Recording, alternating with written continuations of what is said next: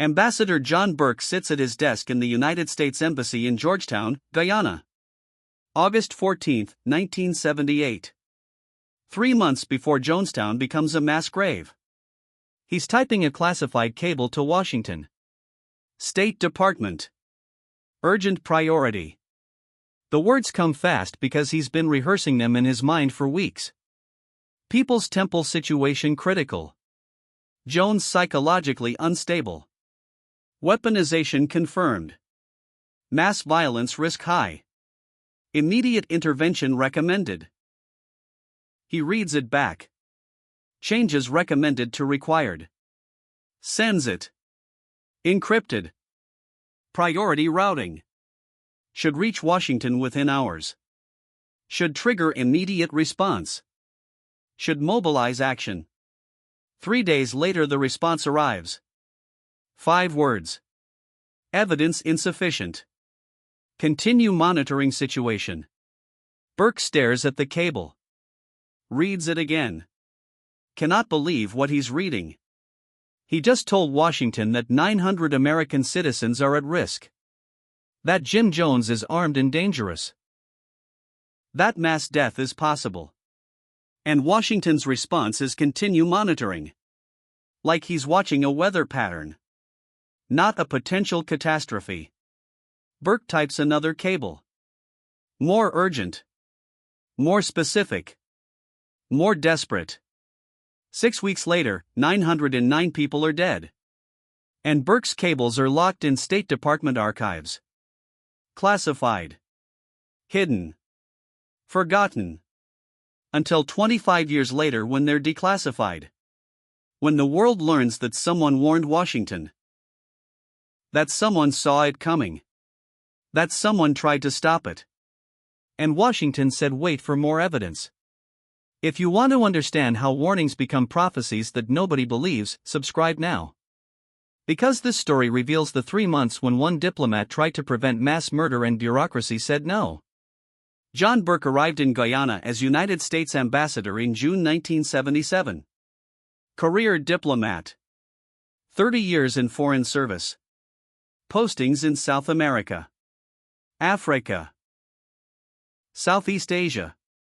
Seen coups. Revolutions. Civil wars. Genocide attempts. He knows what instability looks like. Knows the warning signs. Knows when something small can become something catastrophic. And from his first briefing about People's Temple, he knows. Knows this is dangerous. Knows this will end badly. Knows someone needs to watch it closely. People's Temple is technically a private American organization operating in Guyana with government permission. Agricultural commune. Socialist community. Religious settlement. Officially, they're growing crops. Building infrastructure. Contributing to Guyanese economy. Unofficially, Burke hears different stories. Stories from Guyanese officials who visited. Stories from defectors who escaped. Stories from concerned relatives in the United States. Stories about control. About weapons. About people who want to leave but can't. About Jim Jones becoming increasingly erratic. About white night drills where everyone practices dying. Burke starts monitoring. Discreetly. Sends embassy staff to Port Kaituma occasionally. The small town 6 miles from Jonestown. They talk to locals. To supply drivers. To anyone who has contact with temple members. The reports come back concerning. Guards with weapons at the compound perimeter. Members looking malnourished. Nobody allowed to come to town alone. Jones's voice playing constantly on speakers throughout the compound. This is not a normal agricultural community. This is something else. Something that sets off every alarm in Burke's diplomatic experience. July 1978. Burke drives to Port Kaituma himself. Doesn't announce it. Doesn't tell Jones. Just goes. 6-hour drive through jungle roads. Rough terrain. Gets there mid-afternoon. Hot. Humid. Small town. Few streets. Wooden buildings. Locals eye him with suspicion. American official. They know why he's here. He talks to the shopkeepers. The bartenders. The people who see temple members when they come for supplies. Sits with them. Buys drinks. Makes conversation. Builds trust. What he hears disturbs him deeply. Members are scared. Look over their shoulders constantly. Don't speak freely even when guards aren't visible. Hand over lists of needed items but don't make small talk. Don't smile. Don't engage. Like they're afraid of being reported. And when they do speak, it's rehearsed. Scripted. Like they've been trained what to say. One shopkeeper tells Burke quietly, "They used to be friendly. Now they're like ghosts. Here but not here. Alive but not living." Burke asks about Jones. When was he last seen? The shopkeeper shakes his head. Months. Maybe 6 months. He used to come sometimes. Drive through. Wave. Now nothing. Just his people. And they don't talk about him. Ask about him and they change subject. Like they're afraid. Burke asks about weapons. The shopkeeper leans in. Whispers. Guards carry them openly now. Used to hide them. Now they don't care who sees. Rifles. Shotguns. One time I saw a crate being loaded. Looked like ammunition. Heavy. They struggled with it. This is not normal. This is not an agricultural commune. This is an armed compound with scared inhabitants and an invisible leader. Burke knows what this looks like. Has seen it in other countries. Other situations. This is how dictatorships operate. How cults prepare for final acts. How mass death begins. Burke tries to visit Jonestown. Requests permission through official channels. Writes to Jones directly. Offers a courtesy call. Ambassador to community leader. Standard diplomatic protocol. Jones refuses. Says the ambassador is welcome anytime but right now isn't convenient. They're doing construction. Maybe next month. Burke knows what this means. Jones doesn't want outsiders seeing whatever is happening in there. Doesn't want official scrutiny. Doesn't want anyone documenting conditions. That refusal tells Burke everything he needs to know. Something is very wrong in Jonestown. August 14th. Burke writes his first classified cable. Lays out everything he knows. The weapons. The guards. The isolation. The psychological manipulation. Jones's deteriorating mental state. The practice suicide drills. The people who want to leave but are prevented. He frames it carefully. Uses diplomatic language. But the message is clear. This is a crisis waiting to happen. This needs immediate attention. This needs intervention before it's too late. He marks it urgent. Sends it to the State Department. To the desk that handles American citizens abroad. To the people whose job is to protect Americans in danger. 3 days later the response comes back. Burke reads it with growing disbelief. Evidence insufficient. Continue monitoring situation. Provide additional corroboration before recommending action. Burke wants to scream. What more evidence do they need? He's told them about weapons. About forced retention. About psychological abuse. About a mentally unstable leader controlling 900 people. What does additional corroboration even mean? Do they need photographs? Testimony from multiple witnesses? Video evidence? By the time they have that level of proof, it might be too late. Burke writes back immediately. What specific evidence would constitute sufficient corroboration? Current intelligence indicates imminent risk of mass casualty event. Delayed response increases danger exponentially. He's being as direct as diplomatic language allows. He's telling them people will die if they wait. The response takes 5 days. Please document specific instances of violence or illegal detention. Hearsay and second-hand accounts do not meet threshold for intervention. Continue gathering information. Burke understands the position Washington is in. Understands they can't just raid a private settlement based on one diplomat's concerns. Understands there are legal complications. Diplomatic complications with Guyana. Concerns about religious freedom. Worries about making an international incident out of what might be an internal dispute. But Burke also understands something Washington doesn't. He's here. He's talked to the people who've escaped. He's seen the fear in the eyes of members who come to Port Kaituma. He knows the difference between concern and crisis. This is crisis. September 20th. Burke writes his second urgent cable. More specific this time. Names. Cites sources.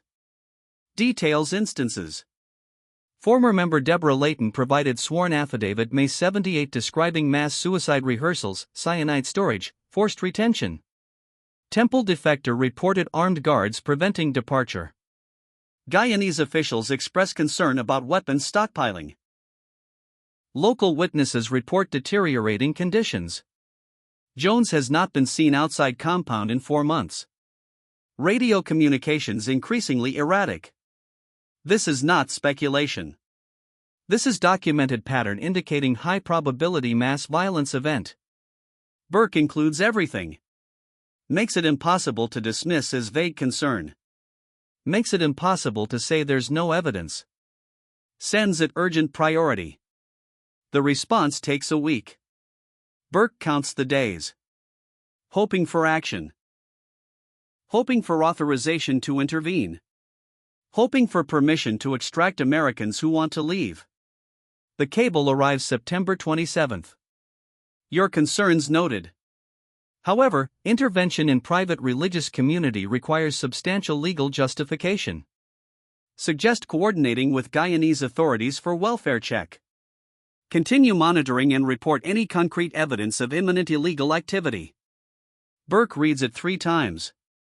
Trying to understand how they're not seeing this. How they're not connecting the dots. He's told them about suicide rehearsals. About cyanide. About weapons. About people being held against their will. What more concrete evidence do they need? He responds immediately. Respectfully disagree with characterization as private religious community. This is armed compound with restricted movement and documented psychological coercion. Waiting for imminent illegal activity may result in mass casualties. Recommend immediate extraction of American citizens who wish to leave. Request authorization to coordinate with Guyanese military if necessary. This time the response is faster. And colder. Ambassador Burke. Your concerns have been heard and documented. However, State Department policy requires clear and present danger before authorizing intervention. The situations you describe, while concerning, do not meet that threshold. People's Temple has influential supporters in U.S. government. Any action must be legally defensible and politically sound. Continue your monitoring role. Do not take unilateral action. Do not create diplomatic incident. Burke understands what that means. Politics. Jim Jones has cultivated relationships with California politicians. Has donated to campaigns. Has delivered votes. Has influence. And State Department doesn't want to antagonize those political connections over what they see as alarmist concerns from a field diplomat. Burke is being told to back off. To wait. To watch. To document. But not to act. Even though he knows what's coming. Even though he's seen this pattern before in other countries. even though every instinct is screaming that time is running out. October 15. Burke writes his third cable. His last cable. He abandons diplomatic language.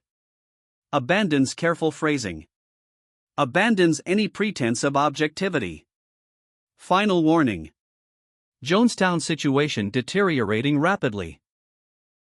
Jones now broadcasting paranoid rhetoric about government attacks.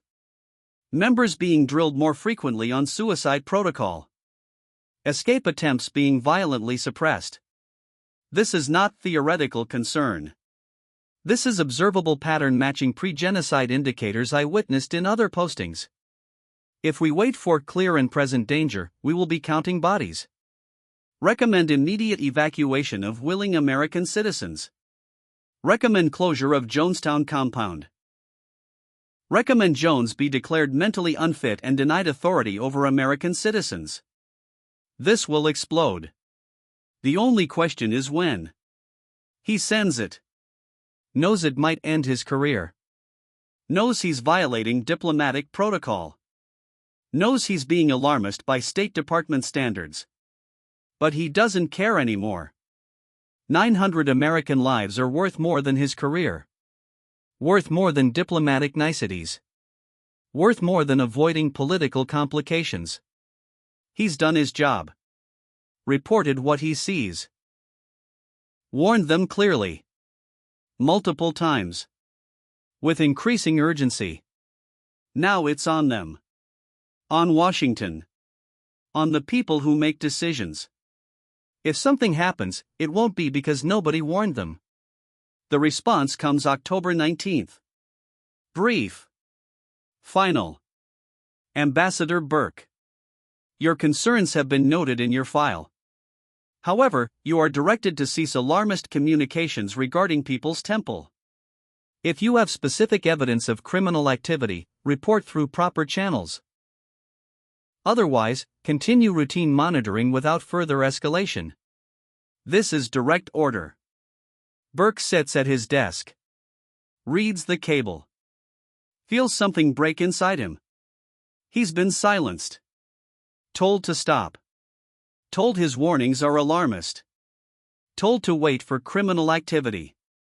Which means wait for people to die. Then report it properly. Through channels. With documentation. After it's too late to save anyone. He considers resigning. Consider going public. But he knows that won't help. Will just make him look like a disgruntled diplomat with political agenda. Will discredit his warnings instead of validating them. So he does what he's ordered. Stops sending urgent cables. Continues routine monitoring. Documents everything. And waits for the explosion he knows is coming. November 15th. Congressman Leo Ryan contacts Burke. Says he's investigating People's Temple. Planning to visit Jonestown. Burke meets with him privately. Tells him everything. Shows him the cables.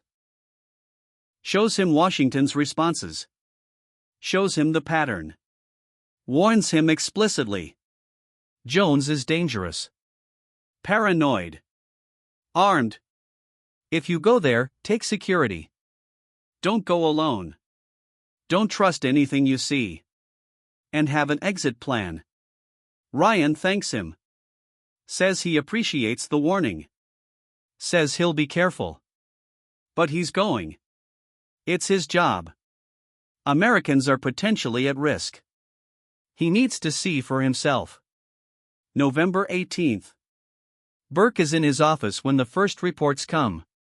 Shooting at Port Kaituma airstrip. Multiple casualties.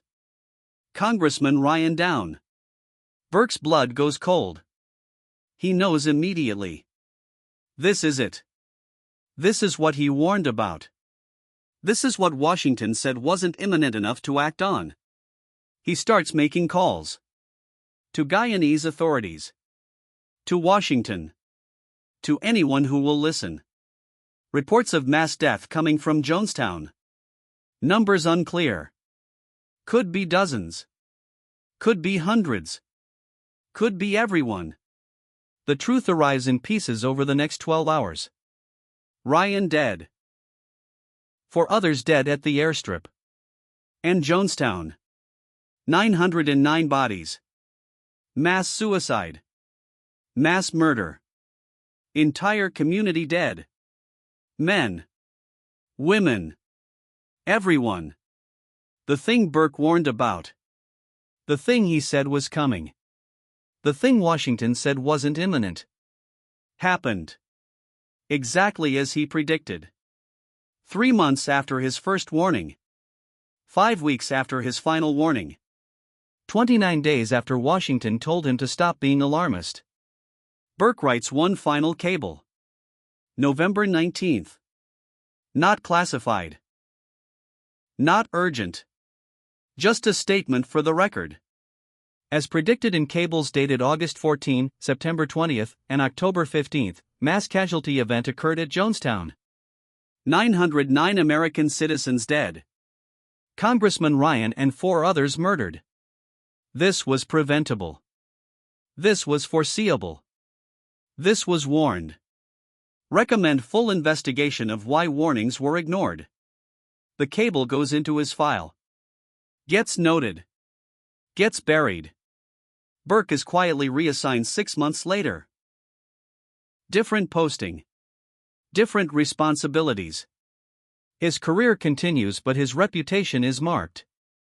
Some see him as the diplomat who warned. Others see him as the alarmist who cried wolf and happened to be right. But Burke doesn't care about his reputation. He cares about the 909 people who died while Washington waited for more evidence. The cables remain classified for 25 years. Locked in State Department archives. Eyes only. Need to know basis.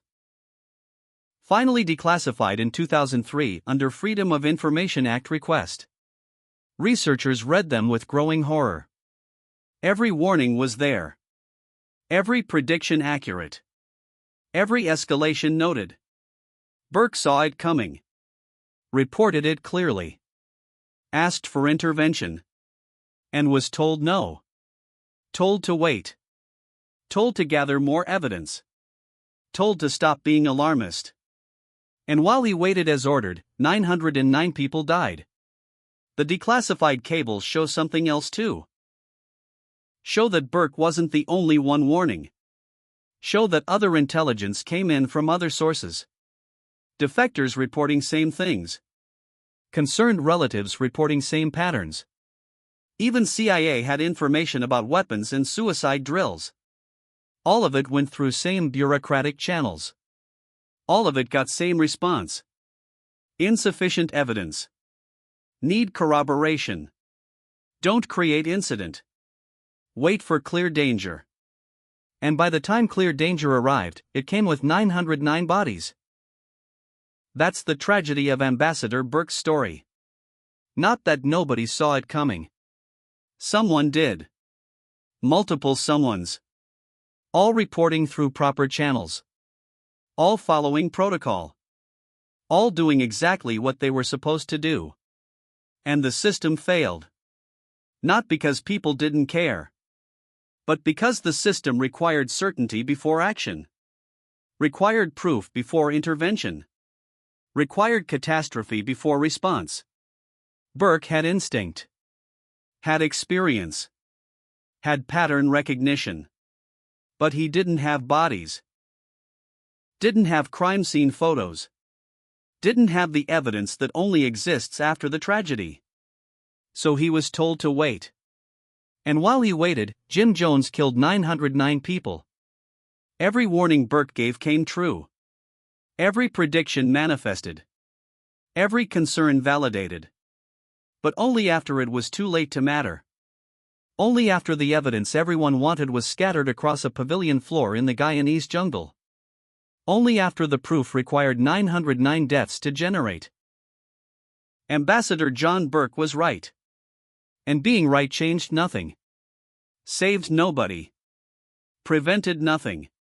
Because in the bureaucracy of intervention, warnings don't count. Only bodies do.